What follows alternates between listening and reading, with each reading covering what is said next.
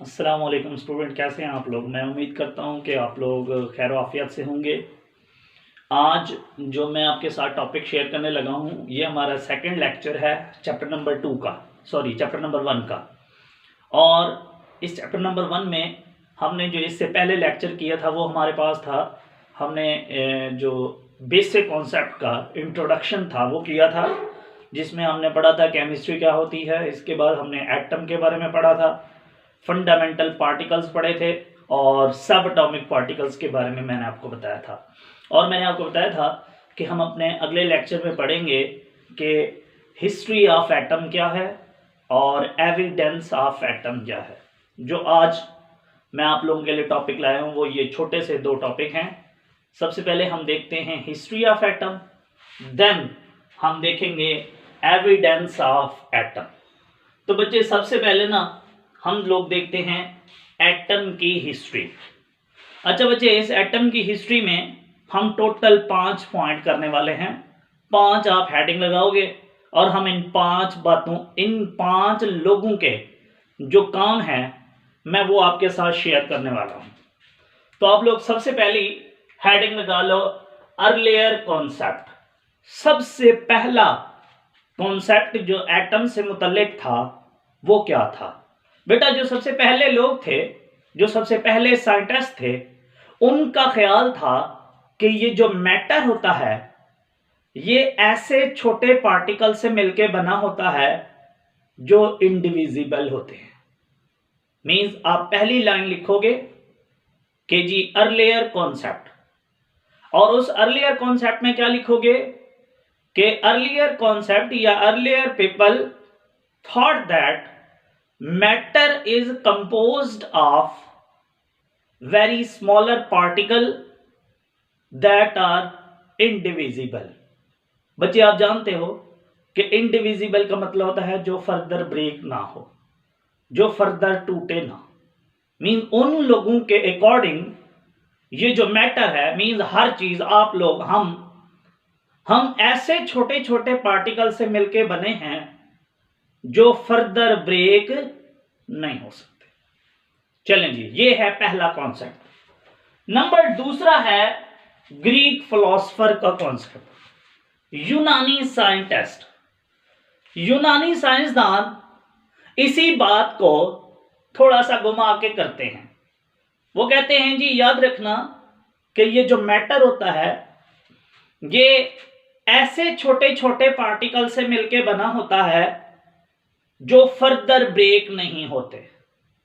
Means ऐसे smaller unit से matter मिलके बना होता है जो फर्दर ब्रेक नहीं हो सकते। लाइक वो एग्जांपल देते थे, वो कहते थे देखो आप ऐसा करो, एक सेब लो, उस सेब को काटना शुरू कर दो, काटते काटते आपके पास सेब का आखिरी टुकड़ा एक ऐसा बचेगा जिसको फर्दर आप काट नहीं सकते। उसी छोटे पार्टिकल से, उसी स्मॉलर यूनिट से मिलके बना होता है मैटर। मींस उन लोगों के मुताबिक, किन लोगों के मुताबिक? ग्रीक फिलोसोफर के अकॉर्डिंग जो मैटर है वो ऐसे स्मॉलर यूनिट से मिलके बना है जो फर्दर ब्रेक नहीं हो सकते। मीन्स आपने सिंपल इतना लिख देना है कि according to Greek philosopher matter is composed of very smaller units that are not further break down. चलें, 2 कॉन्सेप्ट हो गए। तीसरा कॉन्सेप्ट डेमोक्रेटस। ये शॉर्ट क्वेश्चन भी पूछा जाता है, कभी कभी एमसीक्यूज भी आया होता है कि बताओ जी डेमोक्रेटस का वर्क क्या था। बच्चे डेमोक्रेटस एक साइंटिस्ट है जो ये वाहिद पहला साइंटिस्ट है जो ये कहता है, जो एटम को एटम का नाम लेके पुकारता है। मीन ये है वो बंदा जिसने एटम नाम डिस्कवर किया। इसने कहा ये जो सारे लोग कह रहे हैं ना कि जो मैटर होता है ये छोटे छोटे पार्टिकल से मिलके बना होता है, जो फर्दर ब्रेक नहीं होते, जो इनडिविजिबल होते हैं, उन्हीं छोटे पार्टिकल्स को हम क्या बोल सकते हैं? एटम। मींस एटम को एटम कहने वाला जो साइंटिस्ट है वो डेमोक्रिटस है। डेमोक्रिटस कहता है कि भाई ऑल द मैटर या matter is composed of very smaller particles called atom. उसके माइंड में ये ऐसे कैसे आया? उसने क्यों ऐसा बोला? क्योंकि उसे पता था कि ये सारे लोग इस बात पे इत्तेफाक करते हैं कि जो हमारे पास मैटर होता है वो इनडिविजिबल पार्टिकल से मिलकर बना होता है। बच्चे याद रखना, ये जो वर्ड एटम है ये एक ग्रीक वर्ड एटमोस से निकला है। एक atom, the word atom is derived from a Greek word atmos, meaning is indivisible। Means basically ये जो वर्ड आज हम एटम बोल रहे हैं कि जी इस कायनात में हर चीज किससे मिलके बनी हुई है? एटम से। बच्चे ये सबसे पहले डेमोक्रिटस ने बोला कि भाई ये जो मैटर होता है ये किससे मिलके बना हुआ है? एटम से। क्यों? क्योंकि जो वर्ड एटम है ये बेसिकली डिराइव किया गया एक ग्रीक वर्ड एटमोज से, जिसके मीनिंग होते हैं इंडिविजिबल। इस तरीके से एटम को आज हम एटम कहते हैं। चलें, 3 लोग हो गए। चौथा काम बच्चे, हम एक साइंटिस्ट 9 से पढ़ते आ रहे हैं जिसका नाम है जॉन डाल्टन।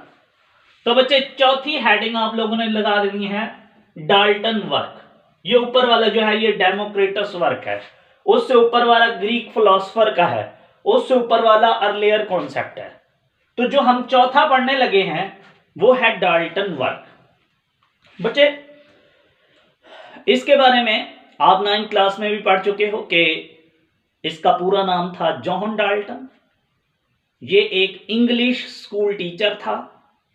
इसने एक एटॉमिक थ्योरी पेश की 1808 में, जिसका नाम रखा डाल्टन एटॉमिक थ्योरी, जिससे यह फेमस भी है। आप लोग इसको इसी थ्योरी के नाम से जानते हो, डाल्टन एटॉमिक थ्योरी।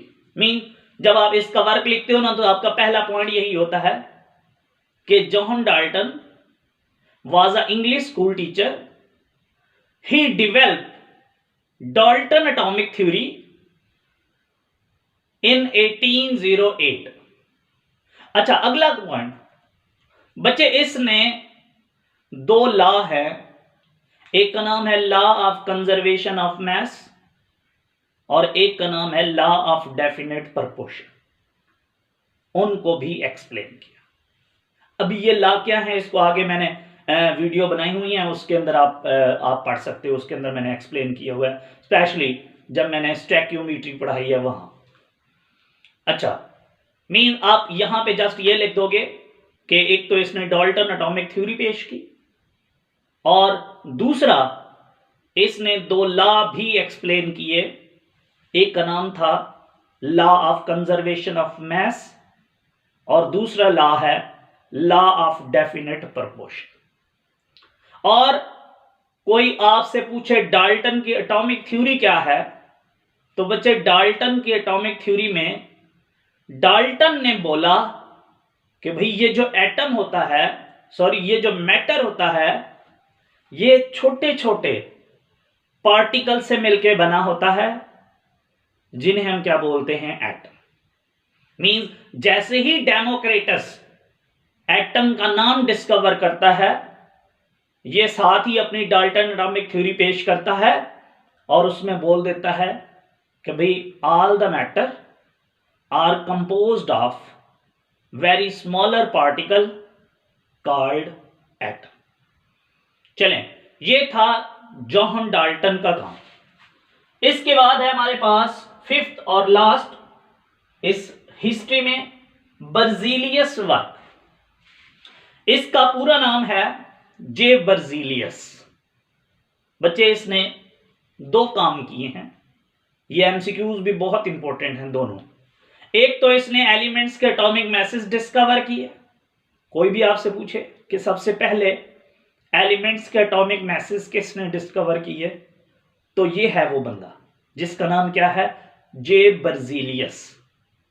नंबर 2, इसने एलिमेंट्स को सिंबल भी दिए। मींस ये जो आज हम एलिमेंट्स को सिंबल के नाम से पुकारते हैं, ये भी किसका आइडिया है, जे बर्जीलियस का।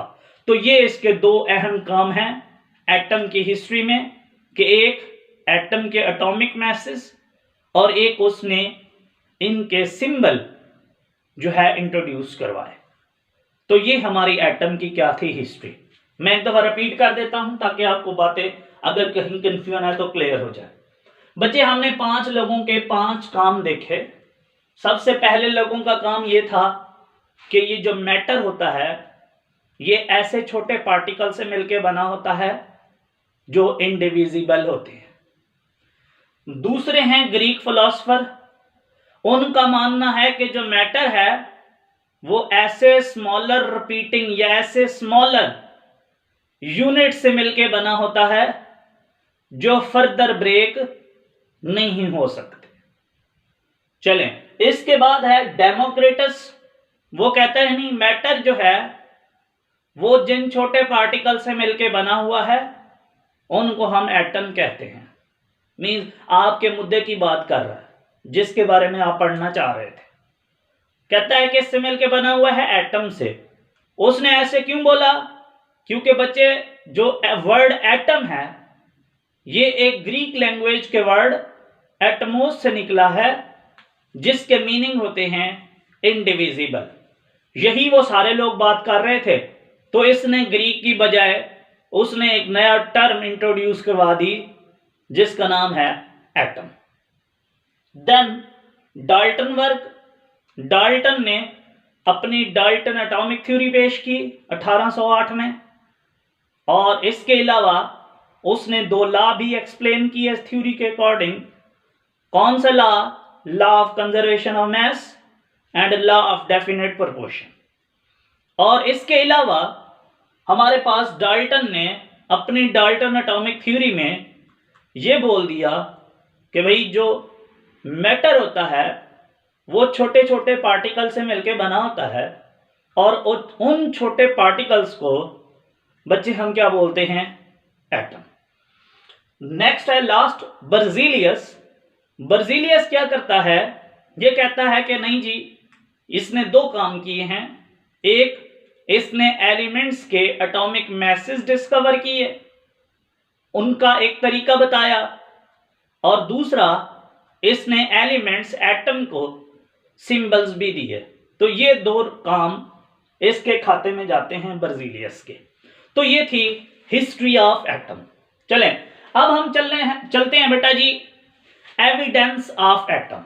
ये आपका ना पहला इंपॉर्टेंट शॉर्ट शुरू हो रहा है आपकी इस बुक का। जितनी भी बातें मैंने आपसे पहले की हैं अपने पहले लेक्चर में भी और अभी तक, ये सारे एमसीक्यूज के लिए इंपॉर्टेंट समझे जाते हैं। आपको एक इंट्रो करवा रहे थे हम इस बुक का, इस चैप्टर का। अब हम आगे हैं अपने अहम बात पे जिसका नाम है एविडेंस ऑफ एटम। बच्चे याद रखना, एविडेंस का मतलब होता है सबूत। आपके पास एटम से मुतल्लिक क्या क्या सबूत हैं, इसको हम बोलते हैं एविडेंस ऑफ एटम। तो चलें, इन एविडेंस में मैं आपके साथ 4 एविडेंस शेयर करूंगा और आपने उनको याद रख लेना, और वो 4 आपके लिए एमसीक्यूज में भी काम आएंगे। और अगर आपके पास शॉर्ट आ जाता है कि what is the evidence of atom, तो ये 4 पॉइंट्स नीचे लिख देना। तो चलते हैं सबसे पहले पॉइंट पे। मैंने ना यहां पॉइंट्स बना दिए हैं नेकेड आई। बच्चे कोई भी आपसे कभी पूछे ना कि क्या हम एटम को अपनी इस गुनहगार आंख से देख सकते हैं, आपने बोलना है नहीं बेटा, ये जो हमारी आंखें हैं इनको हम बोलते हैं नेकेड आई। बच्चे याद रखना, आपकी बुक में पहली लाइन इस टॉपिक में वो ये लिखता है, कहता है it is impossible to see the actual image of an atom by naked eye. तो बच्चे सबसे पहली लाइन आप यही लिख लो कि सर ये पॉसिबल ही नहीं है, एटम इतना छोटा पार्टिकल है, एटम इतना छोटा जरा है कि हम उसको कभी भी अपनी इस नेकेड आई से नहीं देख सकते। इट इज नॉट पॉसिबल या it is impossible to see the actual image of an atom by naked eye. पहला पॉइंट हो गया जी एविडेंस का। दूसरे पॉइंट पे चलते हैं जी। ये मैंने लिखा हुआ है लाइट मैक्रोस्कोप। बच्चे इसको लाइट मैक्रोस्कोप भी बोलते हैं। इसके 3 नाम हैं, जो आपका दिल करे। कुछ लोग इसको ऑप्टिकल माइक्रोस्कोप भी बोलते हैं, कुछ लोग इसको ऑर्डिनरी माइक्रोस्कोप भी बोलते हैं। जो आपका दिल करे इसको बुलाओ, इसने मायने नहीं करना। चलें, मैं इसको बुलाता हूं लाइट माइक्रोस्कोप। मुझे शरारत आई, मैंने कहा कि चलें जी, मुझे इस आंख से तो नजर नहीं आ रहा एटम, मैं इसको लाइट माइक्रोस्कोप से देखने की कोशिश करता हूं। क्या मेरी यह कोशिश कामयाब रही होगी? नहीं। क्यों? क्योंकि बेटा मैंने लाइट माइक्रोस्कोप से भी एटम को देखने की कोशिश की, लेकिन फिर भी एटम मुझे नजर नहीं आया। कैसे नजर नहीं आया? बच्चे ये जो लाइट माइक्रोस्कोप होती है, एमसीक्यूज 2 आपके साथ शेयर करने लगा। Light microscope, ordinary microscope, optical microscope, बच्चे इसके अंदर यूज होती है बीम्स ऑफ लाइट या विजिबल लाइट। एमसीक्यूज याद रखना कि लाइट माइक्रोस्कोप में क्या इस्तेमाल होती हैं? बीम्स ऑफ लाइट या विजिबल लाइट। बच्चे ये जो विजिबल लाइट है, ये जो बीम्स ऑफ लाइट हैं, ये किन चीजों को देखने के लिए बनाई हैं? बेटा जी सिर्फ आप इनसे वो चीजें देख सकते हो जिसका साइज 500 नैनोमीटर हो या इससे क्या हो एबव। कोई ऐसी चीज जिसका साइज 500 नैनोमीटर 500 नैनोमीटर होगा या इससे बड़ा होगा, तो हम उस चीज को हम इस माइक्रोस्कोप से जरूर देख सकते हैं। मैंने बोला कि हम एटम को नहीं देख सकते, तो हमारे माइंड में एक बात तो क्लियर हो गई कि एटम का साइज फिर इस 500 नैनोमीटर से क्या होगा? कम। और वो वाकयातन क्या होता है? कम। तो इसका मतलब ये हुआ कि आपसे कोई भी पूछे कि why we can not see the image of an atom by light microscope, तो आपने यही कहना है कि भैया हम इसलिए नहीं देख पाते क्योंकि लाइट माइक्रोस्कोप में इस्तेमाल होती हैं बीम्स ऑफ लाइट या विजिबल लाइट, जो कि सिर्फ और सिर्फ किस चीज को देख सकते हैं हम उससे? बच्चे वो होती हैं 500 नैनोमीटर, और एटम का साइज 500 नैनोमीटर से क्या है? कम। इसलिए हमें नजर नहीं आता। या ऐसे भी कह सकते हो कि हमारे पास जो ये लाइट माइक्रोस्कोप है बच्चे, इसके अंदर जो बीम्स ऑफ लाइट हैं उनका साइज बड़ा है, एटम का साइज उसके मुकाबले में बहुत छोटा है, इसलिए हम मजबूर हैं, हम एटम को लाइट माइक्रोस्कोप से भी नहीं देख सकते।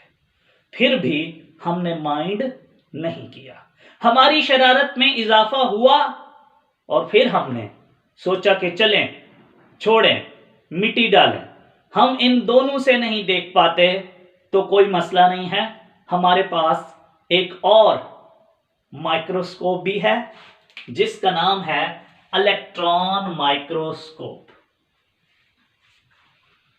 हमने सोचा चलो हम ऐसा करते हैं, हम एटम को इलेक्ट्रॉन माइक्रोस्कोप से देखने की कोशिश करते हैं। बच्चे याद रखना, ये जो इलेक्ट्रॉन माइक्रोस्कोप होती है इसके अंदर इस्तेमाल होती हैं बीम्स ऑफ इलेक्ट्रॉन। सबसे पहला तो एमसीक्यूज ये याद रख लो, इंस्टेड ऑफ विजिबल लाइट, के जो ऊपर हम विजिबल लाइट इस्तेमाल करते थे बच्चे, उनकी बजाय हमने इस माइक्रोस्कोप में क्या इस्तेमाल करना शुरू कर दी, बीम्स ऑफ इलेक्ट्रॉन। इसलिए इस माइक्रोस्कोप का क्या नाम रखा हुआ है, इलेक्ट्रॉन माइक्रोस्कोप। क्या आपके हिसाब से हम कामयाब हुए? आई थिंक हम किसी हद तक कामयाब हो गए। क्यों? क्योंकि आप जानते हो कि जो इलेक्ट्रॉन है उसका जो साइज होता है वो एटम के साइज से क्या होता है, छोटा। तो हमने उस इलेक्ट्रॉन माइक्रोस्कोप की मदद से क्लियर इमेज देखने की कोशिश की, डायरेक्ट एटम को देखने की कोशिश की, और वो कोशिश किसी हद तक हम कामयाब भी हुए। मैं आपके साथ एक जो सबसे पहले इलेक्ट्रॉन माइक्रोस्कोप से एक जो ग्रेफाइट का पीस था, ग्रेफाइट का एक टुकड़ा था, उसको इलेक्ट्रॉन माइक्रोस्कोप से जब देखा गया तो वो साइंटिस्ट लोगों को कैसा नजर आया वो आपके साथ में शेयर करने लगा हूं। वो है जी कुछ ऐसे कि जब ग्रेफाइट के एक पीस को इस इलेक्ट्रॉन माइक्रोस्कोप से देखा गया तो वो कुछ ऐसा नजर आया जी हमें। ये एक क्या है जी, पीस ऑफ ग्रेफाइट है। बच्चे आप सारे लोग जानते हो graphite is the allotropic form of carbon. Means graphite के अंदर जो एटम होंगे वो किसके होंगे, कार्बन के। तो बच्चे इस ग्रेफाइट के पीस को जब इलेक्ट्रॉन माइक्रोस्कोप से देखा गया तो उन साइंटिस्ट लोगों को कुछ इस तरह की अंदर लेयर नजर आई।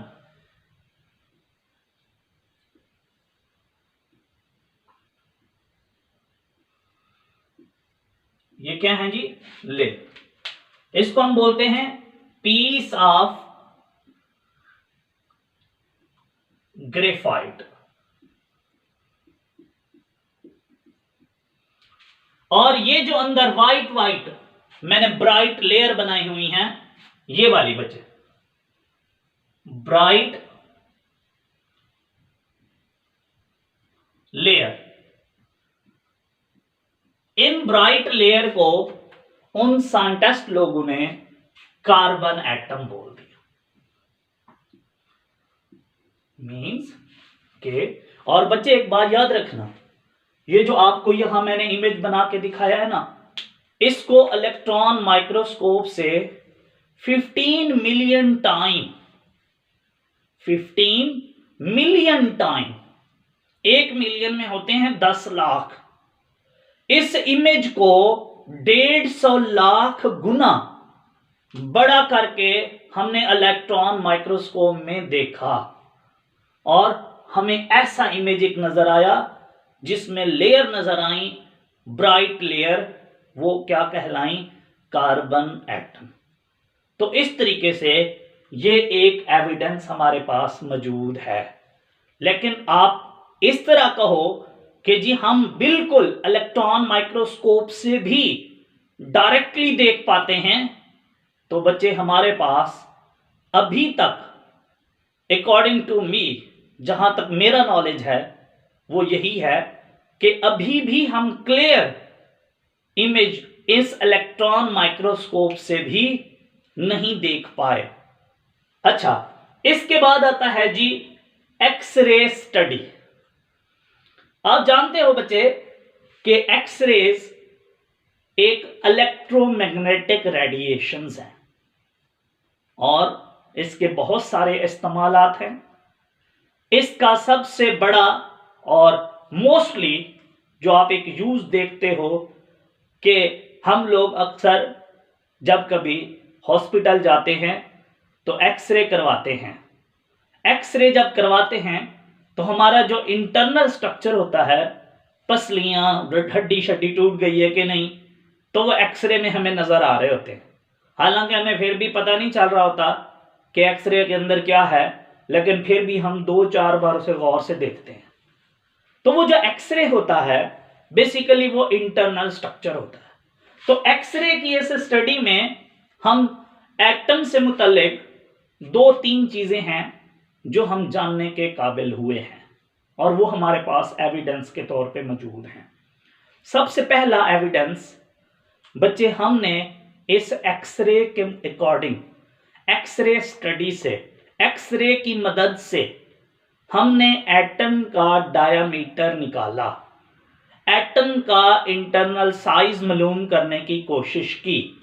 तो बच्चे हमें एटम का जो डायामीटर मिला है वो है 2 मल्टीप्लाई बाय 10 की पावर -10 मीटर। अगर आप इसी मीटर को नैनोमीटर में लिखना चाहो, जो कि मोस्टली आपसे पूछता भी है, और वो होता है बच्चे आपके पास 0.2 नैनोमीटर। और अगर इसी को आप एंगस्ट्रॉम में लिखना चाहो तो वो होता है 2 एंगस्ट्रॉम। बेटा ये तीनों जो मैंने लिखे हैं ये हमारे पास लेंथ के यूनिट हैं, जो कि मैंने रेडियस, लेंथ यहां आप लोगों को बताई है, डायामीटर के एटम का कितना होता है। ये मीटर में ये है, ये नैनोमीटर में है और ये एंगस्ट्रॉम में है। तो इस तरीके से ये हमें किससे मिला है? एक्सरेज की स्टडी से। एक्सरे की स्टडी से हमें एक पॉइंट ये पता चला है, और इसके अलावा बच्चे एक्सरेज की स्टडी से हमने एटम का एटॉमिक मास भी मालूम किया, और वो हमारे पास कितना आया? 10 की पावर -27 से लेके 10 की पावर -25 kg। आपसे एमसीक्यू पूछा जाएगा कि बताओ मास ऑफ एटम कितना है। तो बच्चे याद रखना, मास ऑफ एटम हमारे पास कितना होता है? 10 की पावर -27 से लेके 10 की पावर -25 kg। तो इस तरीके से हमें इसका मास भी पता चला। बेटा देखो, मैंने आपको यहां मास किस में बताया हुआ है? केजी में। और आप जानते हो ये मास बहुत ही छोटा है। इसका मास छोटे होने की वजह से इसके लिए जो हम यूनिट इस्तेमाल करते हैं वो होता है एटॉमिक मास यूनिट स्केल। याद रखना, एटम का मास किस में मालूम किया जाता है? एटॉमिक मास यूनिट में। और बच्चे उसको ना हम बोलते हैं AMU, atomic mass unit scale. और एमसीक्यू सुन लो, एमसीक्यूज ये है कि हमारे पास 1 AMU इज इक्वल टू होता है 1.667 मल्टीप्लाई बाय 10 की पावर -27 kg। और बच्चे अगर मैं यही केजी की बजाय 1 AMU को ग्राम में लिखना चाहूं तो वो हमारे पास होता है यहां बेटे 10 की पावर -24 ग्राम हो जाएगा। बाकी यही रहेगा, मींस क्या? 1.667 मल्टीप्लाई। मोस्टली कभी कभी आपको कंफ्यूज कर देता है एग्जामिनर, ग्राम में भी दे देता है और कभी कभार आप लोगों को ग्राम से हट के मिलीग्राम में भी पूछ लेता है, परेशान करता है।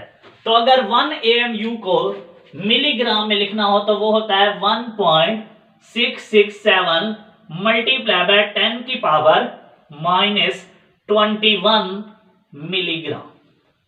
तो ये तीनों एमसीक्यू हैं कि 1 AMU केजी में कितना होता है, ग्राम में कितना होता है और मिलीग्राम में कितना होता है। तो इस तरीके से हमें ये पता चल जाता है एक्सरे की स्टडी से कि एटम का डायामीटर कितना है, उसका मास कितना है, और हम मास मालूम करने के लिए AMU इस्तेमाल करते हैं। और 1 AMU किसके इक्वल है, ग्राम में, केजी और मिलीग्राम में, ये मैंने आपको बता दिया है। लास्ट पॉइंट आज के इस टॉपिक का, अगर आप सोचना चाह रहे हूं कि एटम कितना छोटा पार्टिकल है, तो आपके लिए, आपकी इंफॉर्मेशन के लिए, आपको जस्ट आइडिया देने के लिए कि एटम कितना छोटा पार्टिकल होगा, तो बच्चे ये देखो, ये एक फुल स्टॉप, जो कि आई होप कि आप लोगों को ये नजर भी नहीं आ रहा होगा। इस एक फुल स्टॉप में तकरीबन 2 मिलियन एटम मौजूद है। 2 million 20 lakh atom have a full stop. चलेंगे, ये हमारा था आज का टॉपिक, जिसमें मैंने आपको सबसे पहले हिस्ट्री के 5 पॉइंट्स समझाए और फिर मैंने आपको ये 4 पॉइंट्स एविडेंस ऑफ एटम के बताए। चलें, आई होप कि आप लोगों के लिए ये हेल्पफुल साबित होगा। Thank you so much ji, अल्लाह हाफिज।